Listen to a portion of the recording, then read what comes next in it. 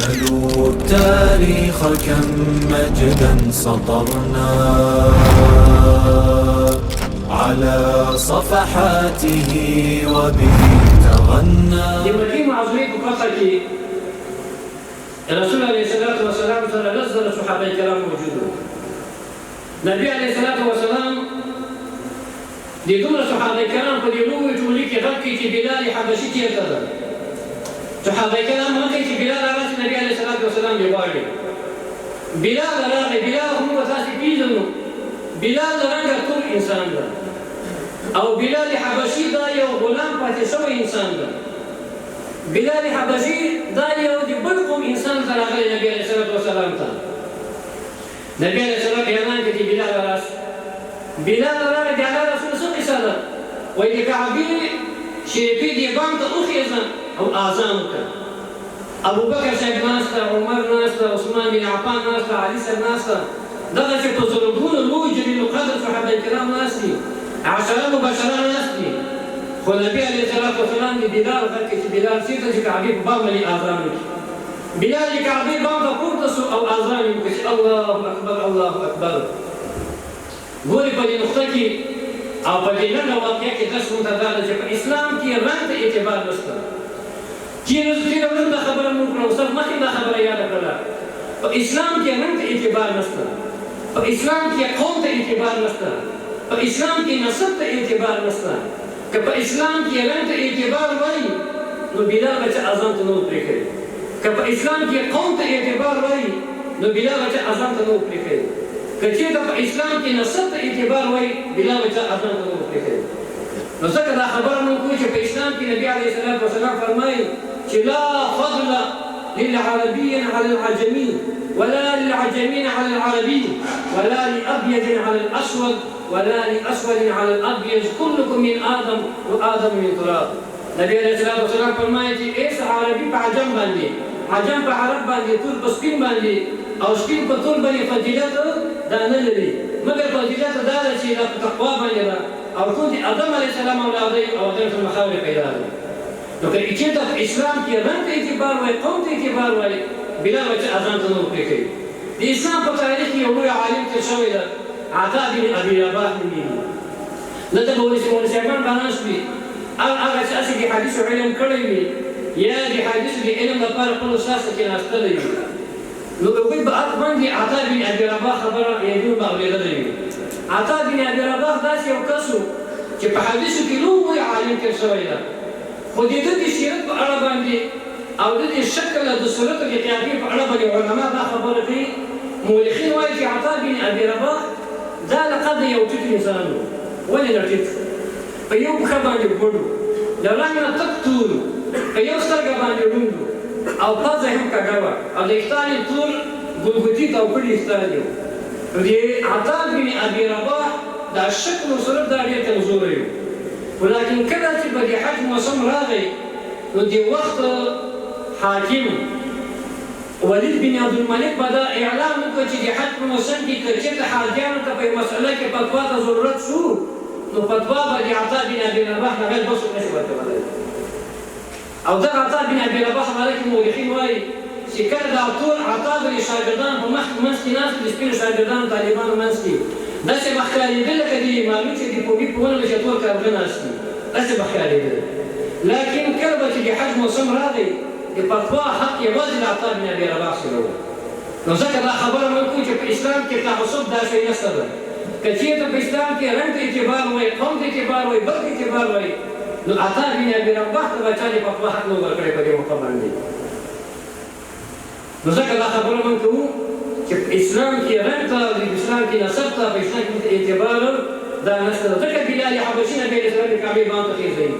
دغسې د موږ تاسې د احنافو په علماو کې امام زینعي په نوم باندې یو عالم تېر شوی ده، نصب الرايه في تخريج احاديث الهدايه، دا د تصنیف کړی ده په تخریج په علم کې لوی عالم تېر شوی ده. د ده باره کې علما دا خبرې کوي چې زینعي دا تور رنګ انسان و.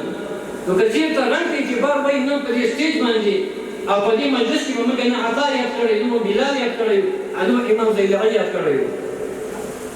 نو ځکه دا خبره کوي چې په اسلام کې د فضیلت معیار دا په تقوا باندې ده او نور ابعاد کې ځای او گنجایش رانسته ده. دغرانګې د هجرت په څلورم کال باندې رسول الله صلی الله علیه وسلم ته د عدم لقاري خلک راغلل او ورته وایي چې موږ سره صحابه کرام دا استادان موږ سره ولېږه او زموږ قوم ته بېویسو هلته به موږ ته به د قرآن درس به راکړي. رسول الله صلی الله علیه وسلم د قرآن د درس لپاره لس صحابه کرامو سره ولېږل د امام بخاري د قول مطابق. ځینې علما لکه ابن اسحاق وایي چې نه دا شپږ نفره وو. په دې شپږو نفرو کې عاصم بن ثابت و او دغسې زید بن دسینه او حضرت خبیب بن عدي و. کله چې لږ وړاندې ولاړل نو دوی بنو لحیان په نوم باندې یو قوم و د غسو ځوانان یې کېنولي وو سره خپله غشو سره او په دوی باندې حمله وکړه. صحابه کرام مقاومت شروع کړ. د مقاومت په نتیجه کې اووه تنه صحابه کرام دا شهیدان شول او دوی خپل ژوندي ونیول. چې کله یې ژوندي ونیول نو دوی سره خبره وکړه چې موږ تاسې دوکه نه درسره کړو، تاسې ځان سره بیا وروسته باقي خبرې به کوو. خو چې کله دوی تسلیم شول ورته والې والې وتړل چې ویې تر حضرت عاصم ورته وایي چې تا اصل زنازه نه تا خو په دې اول قدم کې موږ سره قتل خیانت شروع کړ. هماغه چې عاصم چې په شهادت باندې ورساوه زید بن دسینه او حضرت خبیب بن عدي بیا یې ځان سره روان کړل او هلته په مکه معظمه کې په هغه چا باندې وکړو رخص یې کړل د چا چې خپل خپلوان د بدر په غزا کې صحابه کرامو ته وژلي او مردار کړي ورته. نو کله چې خبیب بن عدي بیا راونیو او بندي یې کړ او بیا یې هغه چې میدان ته یې راوسته او اعدام کاوه یې په شهادت باندې رساوه. ډېر خلک راجمع شوي دي حکومتي مشرکان او وایي چې د نبي علیه السلام وسلام یو شاګرد او د هغه یو صحابي دا په شهادت باندې رسول وژنی. نو کله چې شهادت هغه میدان ته یې راوسته نو خبیب بن عدي ورته فرمایي چې اجازه ده چې زه دوه رکعته نفل لمونځ وکړم. اجازه ده. نو دوه رکعته لمونځ یې په تلوار باندې وکړل او ځکه چې دا خلک بیا ونه وایي چې د نبي علیه السلام دا صحابه کرام دا ډارن او بزدله خلک دي دغسې لمونځ اوږدوي سترګو په دنیا کې یو څو دقیقې زیات ژوند وکړي. نو مونږ چې کله خلاص دې خلکو ته وایي که چېرې ستاسو په زړه کې دا خبر نه وای چې د نبي علیه السلام ملګري له مرګه ډارېږي ما به دا موږ ډېر ګوت کړی وو په دې خبرې لپاره یې په ډېر ښه کړه موږ سره ته ورسوو. خو کله چې د خلکو راونیو او په غاړه کې دا پړی واچوم اعدام کاوه نو ابو سفیان ورته رامخکې شو ورته وایي چې خبیبه ته دومره خبر وکړه چې کله چې اوس دغه په دې میدان کې دما پر ځای باندې د الله تعالی رسول وایي هغه اعدام کېدی او ته بچ وایي دا خبر به تا به موږ پرېږدو. نو خبیب بن عدي ورته فرمایي قسم په الله چې دا خو څه کوي چې دا خبره زه وکړم د پیغمبر علیه السلام په شان کې یو معمولي تکلیف هم ما ته د زغم وړ نه ده اګر که په اعدامېږم. ابو سفیان یو خپل ملګري ته مخ راواړو ورته وایي چې والله لا يحب احد احدا مثل اصحاب محمدا. قسم په الله وایي چې څومره محبت پیغمبر ملګري د پیغمبر سره کوي بل هېڅ رقم نه خپل مشر سره نه کوي.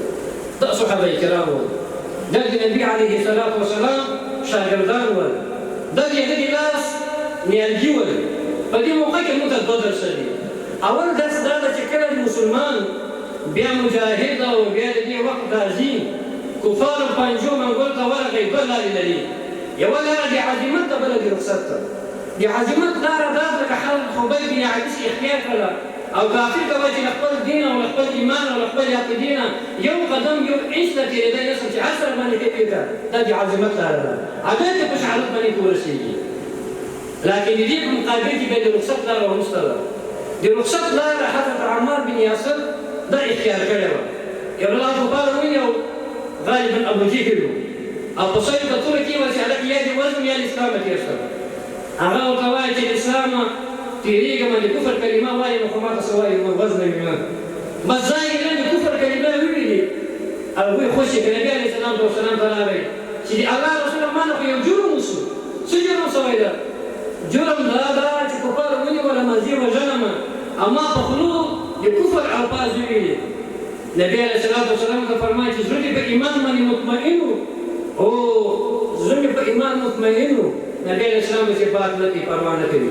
دا رخصت نو مونږ ته هم د حضرت خبیب بن عدي دا واقعه درس دا راکوي چې مونږ او تاسې د امت ځوانان او د امت هغه قوي مټې د امت د بازو والا خلک د امت مقابله والا خلک چې هغه زموږ او تاسې شاګردان دي دا په داسې نظریې پرې وروزي لکه خبیب بن عدي چې نبي علیه الصلاة والسلام روزلی او په هر میدان کې د اسلام عسکر وي د اسلام دفاع ته په هره موقع باندې ولاړ وي او کله چې د قربانۍ میدان راشي بیا په عظمت باندې عمل وکړي چې د کفر د شان او شوکت دا په ځمکه باندې وولي خپل ځان په شهادت باندې ورسوي دا یو درس دوم درس دا ده چې څنګه چې خبیب بن عدي خپل ځان باندې دار مني ځینې علما خو دا هم خبره کوي چې خبیب بن عدي دا کفار په غاړه کې شولې ورانچوله چې ګیلاس یې غټه بلچي ورته برابره کړه په غاړه کې پړی وراچو چې کله دا پړی کش کړ نو د دغه سینه مبارکې دغه بلچي برابره شوله د اډې کې د شینې پرې کېدل خرچا یې ختله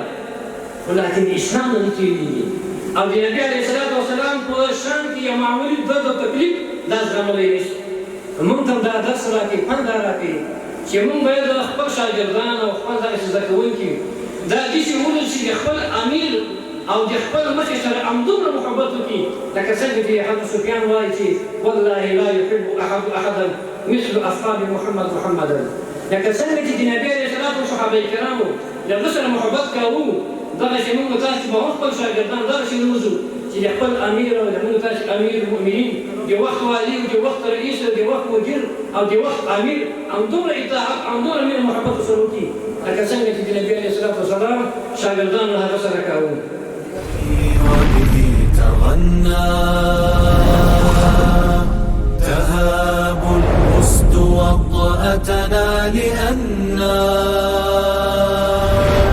لغير الله كلا ما